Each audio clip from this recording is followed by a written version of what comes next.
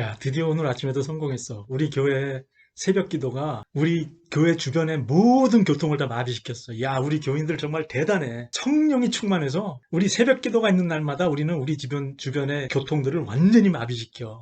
너무 뿌듯해.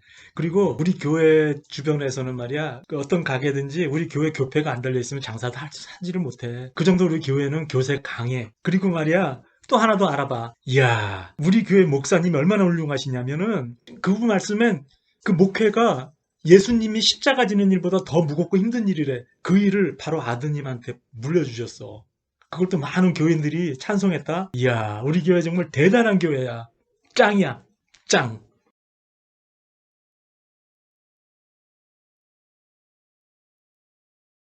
여러분 안녕하십니까? 양승흥 TV의 양훈입니다. 제가 제 채널명을 양훈에서 양훈 TV에서 양승흥 TV로 바꿨습니다. 왜냐하면 양훈이라는 이름이 다른 어떤 옛날에 유명했던 그 코미디언 분하고 이름이 겹쳐서인지 제 사이트가 계속 뭔가 좀 혼동스러운 것 같아서 원래 제 본명인 양승흥, 굉장히 어렵습니다 발음. 이 양승흥 TV로 이제 앞으로 여러분들을 찾아뵙겠습니다. 어, 코비드 19이 우리의 삶을 지배하기 시작한 지도 벌써 1년이 넘게, 거의 2년이 돼가나요? 굉장히 오랫동안 돼서 지금 도대체 시간의 개념을 모를 정도로 코비드 19이 저희 삶을 지배해 오고 있습니다. 이렇게 시간이 오래 경과하다 보니까는 한편으로는 사람들이 무뎌져서 그런지 이 코비드 19이 이미 끝난 것처럼 생각하는 사람들도 있어요. 그런데 절대 그렇지 않아요. 지금 이 미국에서는 지금도 하루에 최소 6만 명에서 7만 명씩 확진자가 계속 나오고 있는데도 정신들 못 차리고요. 마스크도 안 쓰고 있고, 이야, 정말 마스크를, 물론 지역에 따라서는 잘 쓰는 지역들도 있는데, 공화당 특히 지지 지역들은 마스크를 안 써요. 그 마스크 쓴 사람들을 이상한 눈으로 보고 그런다고 합니다. 저희 동네에서도 좀 성향이 그런 사람들은 마스크 안 쓰고 다닙니다. 저희 같은 사람들은 마스크 두 겹으로 쓰고 다니고 그러는데, 아무튼 제가 오늘 드리고자 하는 말씀은 이 코비드 19으로 인해서 말이죠. 저희들이 원했든 원하지 않았든 어떤 사회적인 변화 또는 저희의 직접적인 삶의 변화들이 저희들에게 강요되고 있어요. 저희들이 따를 수밖에 없는 그런 변화들이. 코비드 19으로 인한 사회적인 변화, 우리 삶의 변화가 아주 심상치 않게 감지되고 있고, 우리가 제4차 산업혁명이라는 말을 많이 들었었고요. 그것이 무엇인지 막연하게 생각하고 있었던 차에 이 코비드 19이 닥쳐서 저희들이 어쩔 수 없이 4차 산업혁명이라는 것이 과연 무엇인가라는 것을 조금 더 어렴풋하나마 구체적으로 체득해가고 깨달아가고 있는 것 같아요. 구체적인 예로 저희들이 예배를 드리는 것, 저희 교회는 지금도 계속 대면 예배는 드리질 못하고 있고 줌을 통한 예배만을 드리고 있습니다. 비대면 예배를 드리고 있죠. 근데 처음에는 이걸 어떻게 하지라고 굉장히 두려워하고 망설였었어요. 처음에는 저희가 시행착오를 통해서 유튜브로다가 만들어서 예배 전체를 이렇게 해서 했더니 이거는 예배가 아니고 그냥 감상하는 용이 돼버리는 것 같아서 안 되겠다. 비대면이라 할지라도 그래도 실시간으로 같이 이렇게 소통을 하는 예배를 해야 되겠다 해서 줌을 통한 예배를 해오고 있는데 굉장히 효과가 좋습니다. 교인들이 호응이 좋고 점점 갈수록 어떤 그 테크니컬한 면에서도 이 발전이 돼 나가서 오히려 대면 예배보다도 어떨 때는 더 은혜스러운 예배를 많이 드리게 된 것 같아서 너무너무 감사드려요. 그래서 이런 변화의 물결을 어쩔 수 없이 따를 수밖에 없고 우리가 어떻게 순응하느냐에 따라서 다른 결과들을 가져올 수 있게 되는 것 같아요. 어쨌거나 이건 단순한 줌을 통한 비대면 예배 이런 건 단순한 예이지만 왠지 사회 전반에 걸쳐서 또 우리 생활 전반에 걸쳐서 변화하지 않으면은 뭔가 큰일 날 것 같은 그런 위기의식도 저희들 마음속에 막 생기게 되고요. 이 코비드 19으로 인해서. 또 한편으로는 어떻게 새롭게 변화될 포스트 코로나라 그러죠. 이 이후에 변화되는 삶은 또 어떠한 삶과 사회의 모습을 띌 것인가에 대한 또 어떤 그 설레는 마음도 있어요. 기대도 있고요. 항상 모든 변화가 그렇죠. 변화에 대한 저항과 두려움, 그리고 또 그 반대로 이면에는 또 변화에 대한 기대와 설레임이 항상 있죠. 어떻게 보면 이 코비드 19 전까지 우리가 당연하게 여겼던 우리의 삶, 전통적인 삶의 방식, 그리고 우리가 갖고 있던 전통적인 지식들, 그리고 생각들, 이런 것들이 우리들이 정말 아무리 그것들을 그냥 부둥켜 안고 가려고 해도 이것들을 놓고 어떤 새로운 대안을 받아들이지 않을 수 없는 그런 상황을 이 코비드 19이 만들어 놓은 거예요. 바꿔 말하면 우리가 진취적으로 이것들을 받아들이고 우리가 변화하려고 노력하지 않더라도 우리가 아무리 저항하려고 해도 이 흐름, 대세의 흐름에는 어쩔 수 없이 우리가 적응할 수밖에 없는 그런 상황이 있다라는 것이죠. 저는 코비드 19으로 이렇게 발생되어지는 이게 전반적인 사회적인 변화나 이러한 삶의 틀, 생활의 틀, 그리고 생각의 틀들이 변화되는 것을 보면서 예수님 시절을 다시 한번 생각해 보게 됐습니다. 예수님이 공생애를 시작하시면서 예수님을 따르는 무리들과 더불어서, 그렇죠? 제자들과 그 무리들, 여러 무리들과 더불어서 처음으로 예루살렘에 입성하실 때 수많은 군중들이 아주 들떠서 또 설레임에 들떠서 예수님을 환호하며 맞이합니다. 그들은 감람잎을 막 흔들면서요. 그리고 예수님이 타고 있는 그 노새라 그럴까요? 당나귀라 그럴까요? 아주 큰 이런 위풍당당한 말이 아니고 아주 조그마한 그러한 노새 같은 당나귀 같은 그런 말을 타고 들어오는 예수를 향해서 호산나 호산나 하고 외칩니다. 근데 여러분들 그 호산나가 무슨 뜻인지 아십니까? 바로 우리를 구원하소서, 우리를 구원하소서 이런 뜻이에요. Save us, save us라는 의미입니다. 자, 지금 이제 많은 신앙인들의 눈에 크리스천들이 신앙의 눈으로 볼 때는 우리를 구원하소서라는 것은 우리의 제약된 삶에서 우리를 구원하소서, 우리를 천국 가게 하소서 이렇게 받아들이겠죠. 근데 그 당시 군중들이 외치는 호산나의 의미는 우리를 구원하소서 어디에서? 로마의 압제로부터의 의미입니다. 그들은 메시아를 기다리고 있었어요. 메시아. 그들을 압제로부터 해방시켜줄 메시아를 기다리고 있었습니다.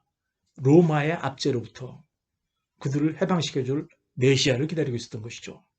이제 그들의 그러한 그 이스라엘 군중들의 기대치는 예수님이 성전에 들어가셔서 그 성전을 숙정하신 그 사건에서 아주 최대치에 이르게 됩니다. 이야, 정말 우리가 기대하던 메시아가 드디어 나타났다. 정말 가슴이 벅차오르는 것이죠. 정말 우리가 따르기로 한 이 예수야말로 우리가 그토록 바라던 이 로마의 압제로부터 우리 민족을 해방시켜줄 바로 그 메시아가 맞구나 이렇게 생각한 거예요. 얼마나 멋있고 박력 있고 아주 혁명적인 투사로 보였겠습니까? 예수님이. 자, 우리도 한번 그럼 예수님이 그 성전 숙정하던 그 사건의 현장으로 한번 우리가 있다라고 생각을 한번 긴장을 한번 해보면서 이야기를 한번 들어보십시오. 예수님이 성전에 들어가셨어요. 그리고 예수님을 따르는 무리들도 같이 들어갔을 겁니다.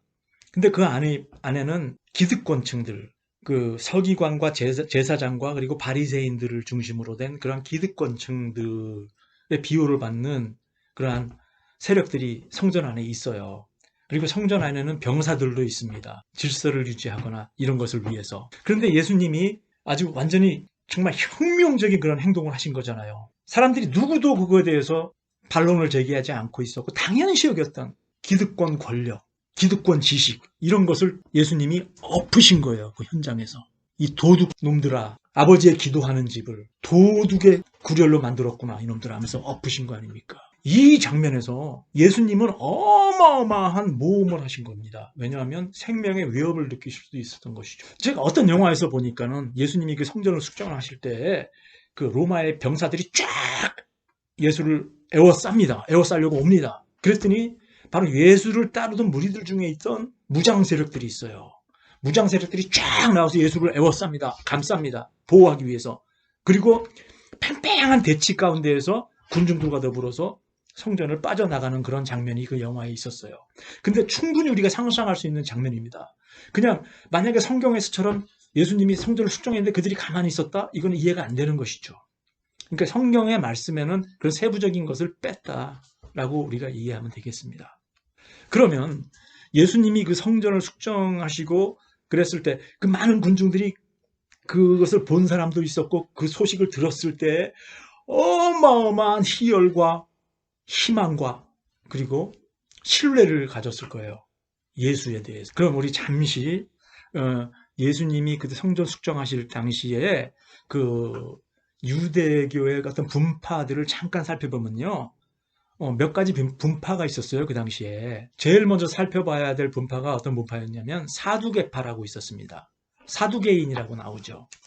그 사두개인들이 어떤 사람들이었냐면 안식일은 정확히 지켜져야 된다라는 그러한 인식을 갖고 있는 사람들이었어요. 그리고 그들은 굉장히 어느 면에서 보면 처세에 능한 건지 모르지만 로마에 상당히 어떤 그 안정되고 높은 관직들에도 많이 진출해 있었습니다. 사두개인들은. 그래서 예수님이 안식일에 환자를 고쳐주는 것을 봤을 때 바리새인들이 꾸짖었잖아요. 그때에 같은 인식을 한 것들이 한 사람들이 바로 사두개인들이었을 겁니다. 그래서 예수님이 그러셨지 않습니까? 안식일이 인간을 위해 있는 것이지 인간이 안식일을 위해 있는 것이 아니다 이놈들아 라고 꾸짖으셨던 일이 있었던 겁니다. 그 다음으로 우리가 살펴볼 것이 성경에서 우리가 자주 말하고 자주 등장하는 바리새인이에요. 이 바리새인의 의미는 구별된 자라는 의미예요. 구별된 자. 그래서 그들은 자신들이 아주 그 성결 법칙에 의해서 구별된 자들인 겁니다. 그래서 그들이 구별된 자들이기 때문에 구별되지 않은 자들은 굉장히 부정하고 뭐라 그럴까요? 분리시키는 그런 입장을 많이 가졌었죠. 그래서 그들은 구별된 자들이기 때문에 율법의 계명들을 아주 있는 그대로 지키고자 하는 자들이었어요. 그러니까 기존에 그들이 가지고 있는 지식들, 관념들 이런 것에 대한 충성이 아주 대단한 사람들이었고요. 그리고 그들이 구별된 자들이라는 것에 대한 자부심도 대단한 자들이었어요. 그래서 예수님이 새로운 대안으로서 어떤 안식일을 이렇게 깨신다든지 이런 일을 하는 것을 그들은 견딜 수가 없었던 겁니다. 왜냐하면 자신들에 대한 지대한 공격으로 받아들인 것이고요. 그것에 대한 방어를 하지 않으면 자신들이 가지고 있던 기득권적인 권력이나 기득권적인 지식이 무너져 내림을 그들은 걱정할 수밖에 없었던 것이죠. 그 다음으로 살펴봐야 될 것이 바로 열혈당원이라고 있습니다. 질럿 땅이에요. 질럿 땅. 이 열혈당원이 어떤 것이냐면은 로마의 압제로부터 이스라엘 민족을 해방시키고자 하는 그러한 사람들이 모인 어떻게 보면은 독립군 단체 같은 것이에요. 그래서 이 열혈당원, 이 질럿 땅들은 로마 입장에서 보면 테러리스트들인 거예요. 도둑들이고 강도들인 것입니다. 자, 이렇게 유대교에는 이렇게 몇 가지 분파들이 있었어요. 서로 그 분파들 간의 어떤 그 이해관계도 약간씩 달랐고요. 이런 것들을 이해하시고 예수님의 십자가 사건을 보시면은 더욱더 이해가 좀 잘 되실 거예요. 유대교의 어떤 그 전통 중에 어떤 전통이 있었냐면은 명절에는 죄수를 한 명 풀어주는 그러한 전통이 있었어요. 그래서 예수하고 바라바를 둘을 세우죠. 군중들 앞에. 그래서 누구를 풀어줄 것이냐라고 군중들에게 물어봤을 때 성경에 나와 있는 대로 이스라엘 군중들은 누구를 택합니까? 바로 바라바를 택하죠. 성경에 나와 있는 도둑, 강도예요. 단순하게 그렇게 생각하시면 안 된다 그랬어요, 제가. 이스라엘 민중들은 예수가 예루살렘에 입성할 때 호산나를 외치면서 막 환호했었어요. 그들은 무엇을 원했기 때문에 로마의 압제로부터의 해방을 원했기 때문에. 근데 예수는 점점 이렇게 흘러가는 스토리를 보니까 자기들을 로마의 압제로부터 이렇게 해방시켜 줄 것 같지가 않거든요. 그러니까 그들은 무장봉기를 통해서 자기들을 어떻게 로마에 자꾸 대항할 그런 세력으로서 바라바를 선택한 것이죠. 어떻게 보면 당연한 선택일 수 있어요. 그 당시. 즉 달리 말하자면 그 이스라엘 민중들은 예수의 의도를 전혀 깨달을 수가 없었던 거예요. 그들이 보는 예수는 그들의 전통적인 관념과 그들의 전통적인 지식과 그들의 전통적인 사고만을 가지고 예수를 판단했기 때문에 그 이면을 예수가 제안하는 그 전통적인 것을 벗어나서 예수가 제안하는 새로운 것을 볼 수 있는 눈이 없었던 겁니다. 그들은 각자 나름대로 자기의 자리에서 자기들의 지식과 자기들의 생각과 자기들의 사상을 가지고 그 십자가 사건을 바라봤던 거예요. 그러나 예수는 그런 전통적인 관념과 지식을 완전히 깨트리고 새로운 대안을 제시하신 거예요. 단순하게 아주 지역적인 이스라엘 민족이라는 한 민족을 로마의 압제라는 세상 권력으로부터 해방시키는 것을 의미하신 것이 아니라 예수님이 예수님이 의도하신 것은 바로 전 세계 인류, 전 우주의 구원을 의도하신 거예요. 만약에 예수님이 이러한 새로운 대안으로서의 전통적인 그러한 것을 따르지 않고 새로운 대안을 제시한 것이 아니라 만약에 그 당시에 그들의 전통적인 생각과 관념과 그들의 그러한 세계관을 따라서 예수를 따르는 무리들을 취합해서 로마와 대항해서 싸워서 로마로부터 이스라엘 민족을 해방시키는 일에 성공했다라고 칩시다.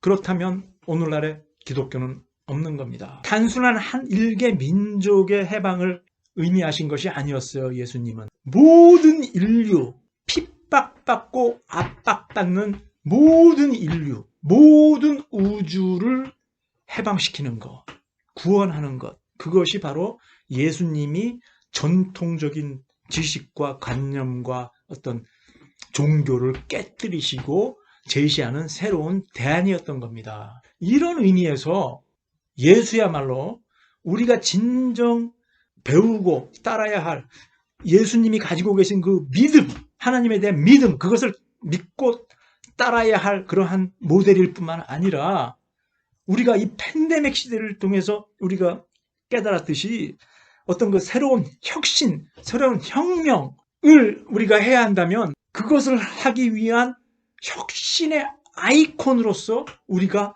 롤 모델로 따라야 될 분이 아닌가라고도 생각이 들어요. 기존에 있던 것들, 모든 것들을 뛰어넘는 새로운 대안을 생각해낼 수 있는 그러한 부분에서 본다면 말입니다.